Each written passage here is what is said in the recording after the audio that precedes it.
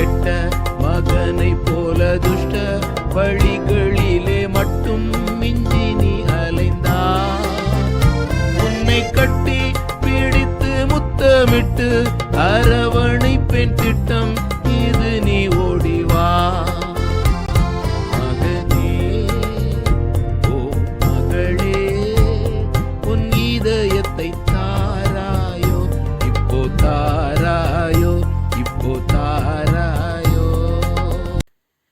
இயேசு கிறிஸ்துவின் அதி உன்னதமான நாமத்தில் உங்களுக்கு அன்பின் வாழ்த்துக்கள். பரிசுத்த வேதாகமத்தில் மத்தேயு எழுதின சுவிசேஷம் 16ஆம் அதிகாரம் 11ஆம் வசனத்தில் நாம் இவ்விதமாய் வாசிக்கிறோம்.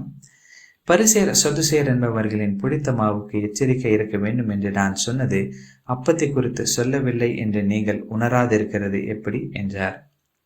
இவ்வுலகத்தில் நாம் மனிதர்கள் மேல் விசுவாசம் வைக்க விரும்புகிறோம், மேலும் அவர்கள் மேல் நம்பிக்கையையும் வைக்கிறோம். சிலர் சுபாவத்தின்படி நல்லவர்களாக இருப்பார்கள், யார் தேவையின் போது நமக்கு உதவுவார்கள். மேலும் சிலர் சுபாவத்தின்படி கெட்டவர்களாக இருப்பார்கள், யார் எல்லா காரியத்திலும் தங்களுடைய ஆசைகளை நிறைவேற்றும்படி தங்களுடைய லாபத்தையே தேடுகிறவர்களாக இருப்பார்கள். ஆனால் மனிதனை பாவம் மற்றும் அதன் தாக்கத்திலிருந்து விடுவிக்கவும் அல்லது பாவ விமோச்சனத்திற்கான வழியை காண்பிக்கவும் ஒருவரும் இல்லை. கர்த்தராகிய இயேசு கிறிஸ்து தம்முடைய சீஷர்களுக்கு சொல்லுகிறதாவது, பரிசேயரின் புளித்தமாவின் அர்த்தம் பாசாங்கத்தனம் மற்றும் மோசடியாகும். மேலும் சதுசேயரின் புளித்தமாவின் அர்த்தம் வாதம், விவாதம் மற்றும் தர்க்கம் போன்றவைகளாய் இருக்கிறது. எது மனிதர்களை வழி நடத்துகிறதற்கு பதிலாக அவர்களை வழிவிலக செய்கிறதா இருக்கிறது. கர்த்தராகிய இயேசு கிறிஸ்து உண்மையான ஆசிரியர், போதகர் மற்றும் குருவாயிருக்கிறார். யார் சத்தியத்தை உபதேசிக்கிறவராய் மட்டுமல்லாமல் தம்முடைய நடைமுறை மற்றும் கிரைகளின் மூலமாக அவைகளை வெளிப்படுத்துகிறவராயும் இருக்கிறார்.